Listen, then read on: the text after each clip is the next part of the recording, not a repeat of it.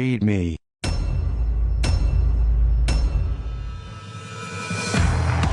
There's some protests happening down outside the Capitol.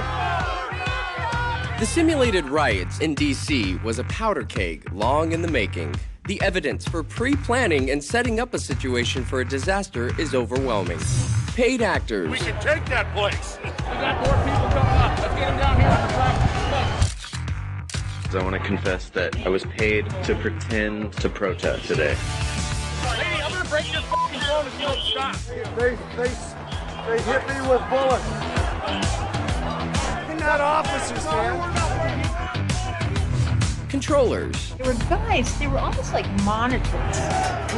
They were like corralling them, and they were telling them what to do, and they did everything these guys said. Bring the red home! You can drop down into a room underneath more people.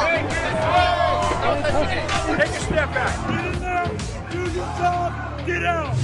And Hollywood tear gas and mace.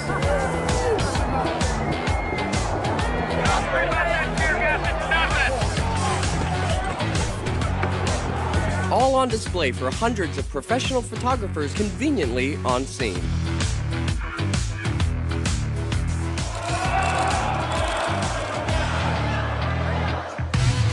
In this episode, we're going to analyze the climax of the story and show you how a little stage direction and fake blood became an instrumental role in furthering the division of the nation.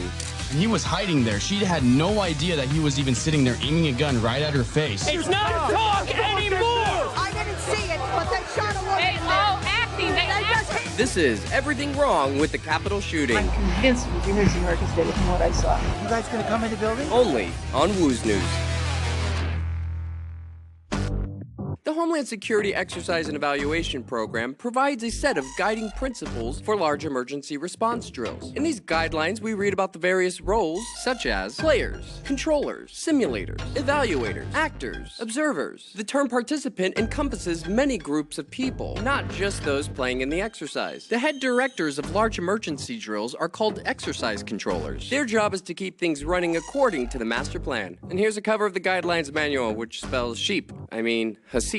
Any professional emergency response drill or military drill makes use of fake blood in a variety of forms: blood capsules, sponges, syringes, and squibs. A simple blood squib is a pouch that is designed to break on impact. There are all kinds of squibs using various pumps and tube assembly. Here's the HydroSim trauma bleeding simulation system. It's basically a small pack containing a fake blood supply and a pumping mechanism and some tubes. Some of them are battery operated.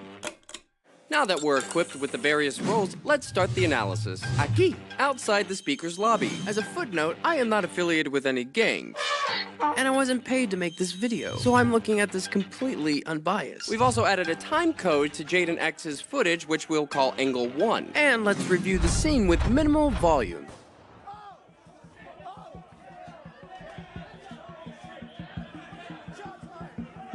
You'll notice how much chaos is happening on screen, yet our eyes are fixed to the woman because that's what we're here to see. No one seems to be concerned with being the next target. It's bang, action. It should be noted that everyone in the room knows what's going to happen. They all play towards the camera. Now, let's take a look at some of our characters. Adam Gray, our photographer. Taylor Hanson, Vetter, Rufio, Fredo, Yellow, Data, Jaden, Thomas Barani, Ninja/Evaluator, Secret Agent Man, or as I like to call him, Sam, Medic/Controller, Parrot Blocker, Shades, Red, SWAT 1, and SWAT 2, Frickin' Frack, and our star, Rabbit. We're gonna break this down together, and we're gonna analyze this with 6 different angles, and in chronological order. Let's do this. Now this is Medic coming into the room. Notice the enormous earpiece. What's that about? Now look what Red does. He kicks the door.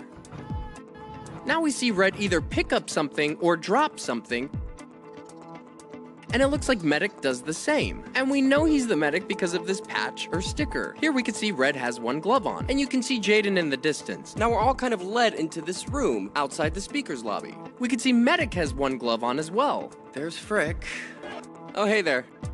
And there's our star. They're just waiting around again. And you can see our star looking in the direction of the weapon. She seems amped up or nervous. And you can see we have Taylor Hanson on our left. Notice how Yellow hands Rufio the helmet.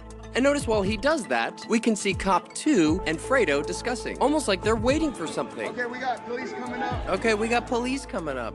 Now frickin' Frack come down. Rufio takes off his hat, changing his appearance. He receives the signal, and they leave. And it all feels a little rehearsed. And you can see Adam Gray push his way through.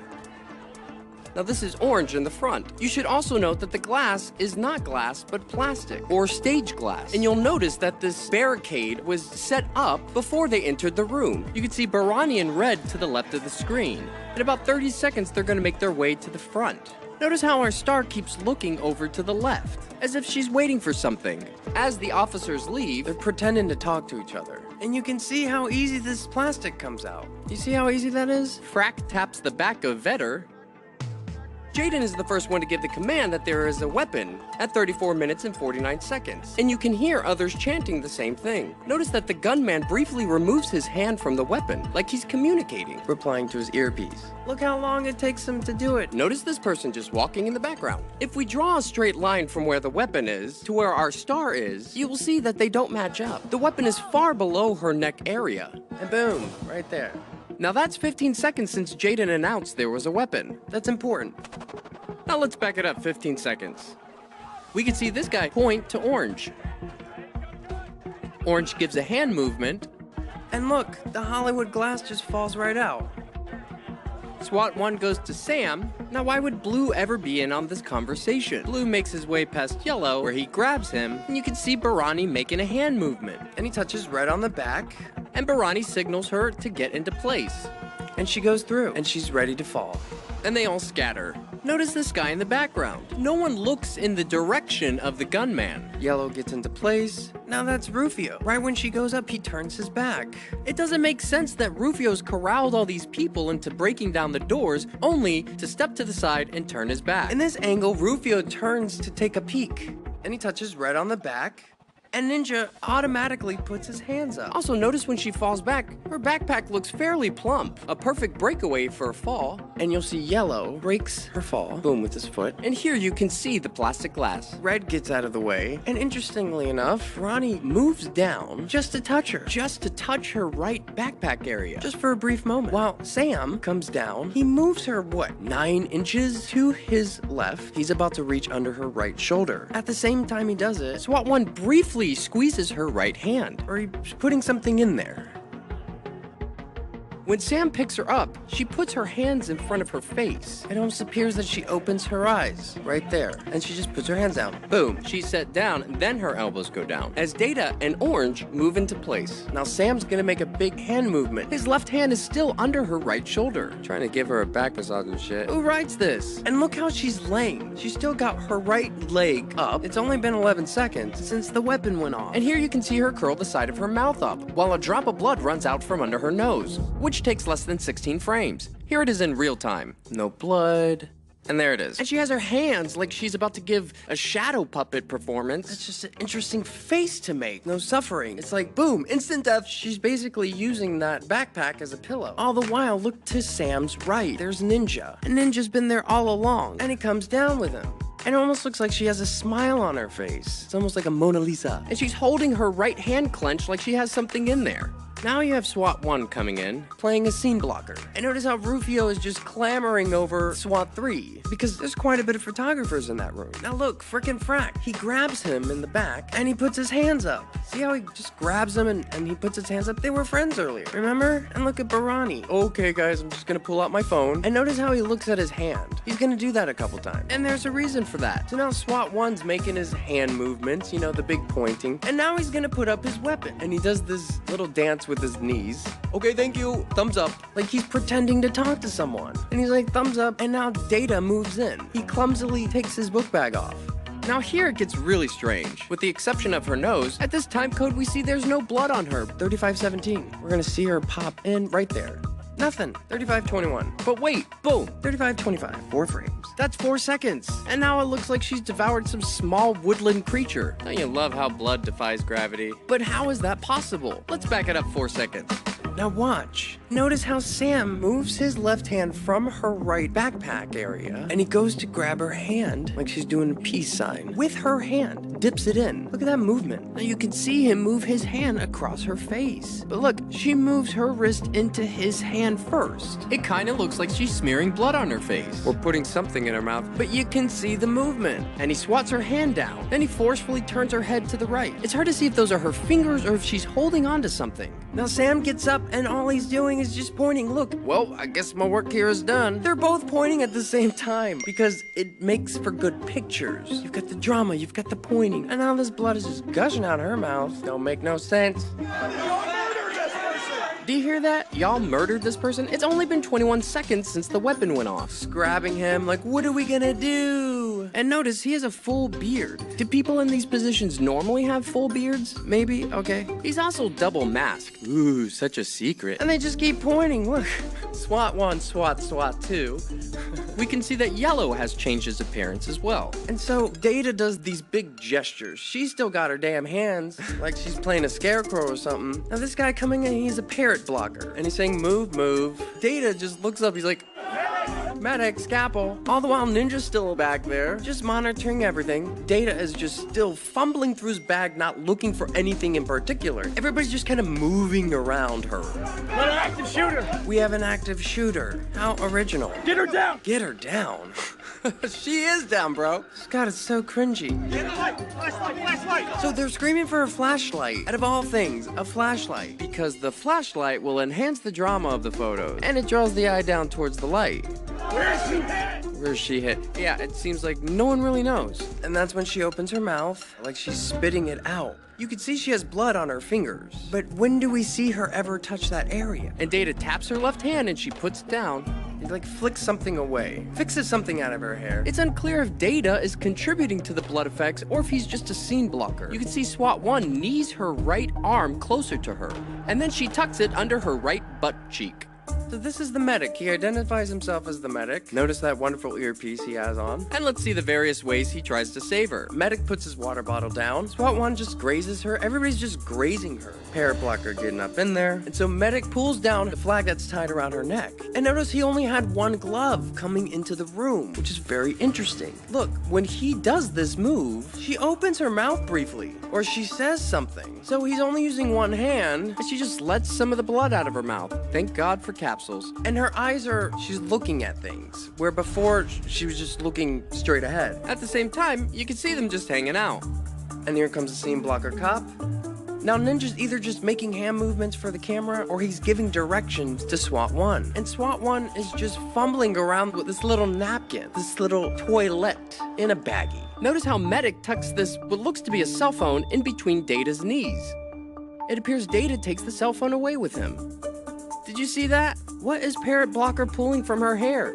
And here he puts it into his pocket. Parrot Blocker shouts to SWAT that he's a medic, yet does nothing. You could start to see his very small pool of blood, like the size of a cookie, right where Sam's hand was. That's when they all come out. Get back! We can't save her! Get the f*** up! We can't save her! We gotta get EMS here, guys. Now, notice Ninja just randomly puts his hands up. The cops have been next to him this whole time, and now he's putting his hands up. It's for the camera. She's dead. I caught her phone. Her eyes lighted. Did you hear Jaden? Because he keeps repeating it over and over. He's saying the light faded from her eyes. They're all gaslighting because they know the audio is going to be recorded. So they're all kind of pointing and overacting and fumbling in their little corners. 3621, Taylor Hanson smiles. Look at Shades. And Fredo has no one to talk to. He's got nothing to do right now. And SWAT 1 and SWAT 2 are still fumbling with this stupid fucking bag. What is that, little gauze? So he's just tugging it along on the flag kerchief. Everybody's grabbing for her neck. What's that? That's Medic's hand. Do you hear the scrunch as he squeezes? And the Medic comes in. It almost looks like Medic hesitates, and then he comes in. Now we see this very small pool of blood. See how there's just a small passive blood stain? It leaves no trail or indication of a direction. There's no spine, satellite, or elongation tails. There's no cast off. There's no arterial spray or expirated spatter, which makes the use of a blood squib in her backpack and around her neck the most plausible explanation, which could be why during this whole ordeal they never untie the flag. She's gone, man. We're gonna see that black hat cap. He's still just looking for a pulse, but he just declared that she wasn't there. And now look, he clearly has blood on his fingers. And he turns his fingers around and looks at them. And he just wipes them on the flag. Look, he just wipes them on the flag. And he moves it out of the way. And that's when SWAT 1 comes in with his little towelette. Dab, dab, dab. Dab, dab, dab, dab, dab. Like this is fucking ASMR or some shit. At the same time, he snaps another photo. Barani's faking a call, looking at his hand. And there's Jaden, and Ninja just ninjas his way over to us. Scene blocker, cop blocks, parrot blocker. Hey, what's going on? Who's that? Oh, he's got a radio. Maybe he'll call for help. No one's doing anything. Medic stands up. See, he's the medic with that sticker. And there's Adam Gray, taking all the photos. And it appears the clock reads 2:47. Fredo still has nothing to do. Now look, it's frickin' Frat. They're still hanging out. Frick sees the camera and begins acting again. Yep, we're still rolling. What? Got blood on the floor. Yeah, not that much. Now that's Yellow saying that. Oh, Vetter, bless your heart. And now look at Rufio with his hand on top of his head like, oh, it's such a shame. Oh. Barani puts his hand around Red. There's the famous photo.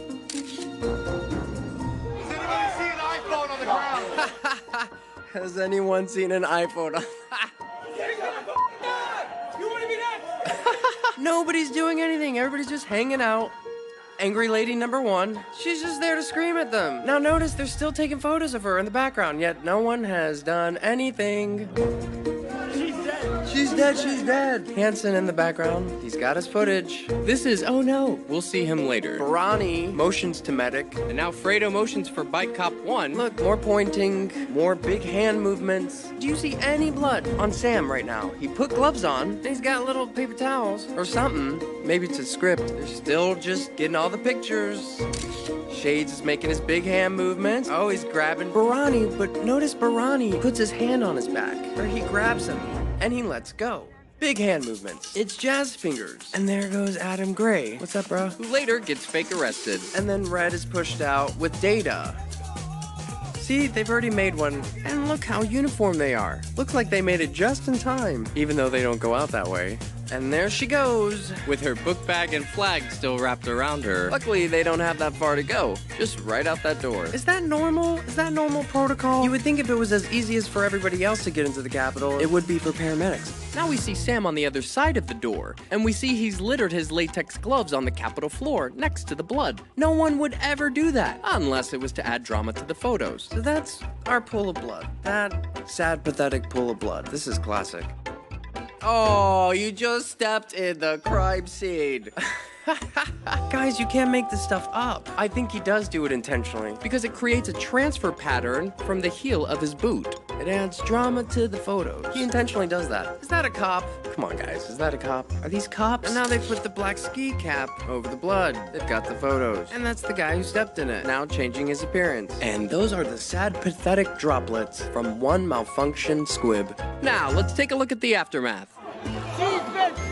Oh no. And so they're all just echoing the same thing over and over again. They're getting everybody to spread the word. They just killed the girl! They just f***ing shot a girl right in the goddamn stomach! I thought it was supposed to be her neck. They're shooting kids! They shot a girl in there. They shot a girl. This is like the cringe hour. They shot a girl. But listen to what this lady says. See it, but they shot a woman. They all acting. They just hit. That's amazing. It completely validates everything we're doing here. And notice coming down the stairs like a damn 80s movie, Thomas Barani, with his hand up. He's about to stop on the stairs and just start screaming. Shot her and killed her! And then no one's gonna pay attention. Wow. And now he caught somebody's attention. Shot her with a gun through the neck. She fell back into my hand. Bro, why are you lying? Oh, don't you mean your hand fell back into her book bag? Man, this guy's such a creep. He's not talk anymore! This is too much. God, this is so hard to look at. And here he is again. They shot her in the neck, and she fell back on me and started saying she was fine at school. What? Guys, you know none of that happened. And then she started kind of like moving weird. Okay, that's true. It could have been me, but she went in first. This could be you or your kids. Jesus. And here they're whisking her away on a stretcher. Notice these highlighter badges on all of them. Maybe you can tell me what these are. And maybe you can tell me what this black waistband is. Ooh, it looks like they did a touch-up. He totally has his hand on her boob. And you can see she's clearly still alive. And notice all of these van shuttles in the background. Hey, look, it's SWAT 1. What was that about? Even Taylor Hanson got a spot on TV.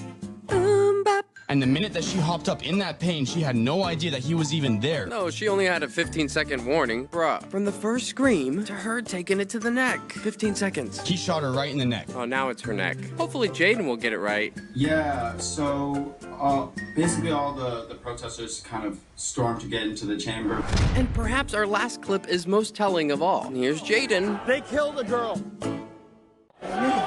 They killed a girl. I deadass have it on camera. They shot her. I seen this shit on camera. They had. I guess we're all done. Yeah, so fuck it.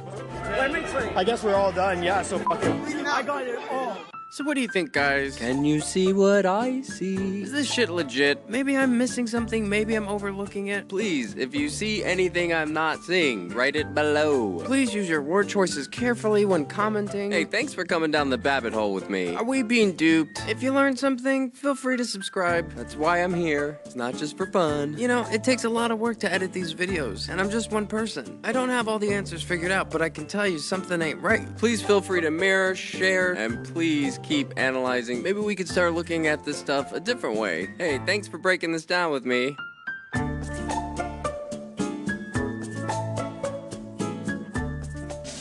We just figured out Woo's news because we're fucking smart.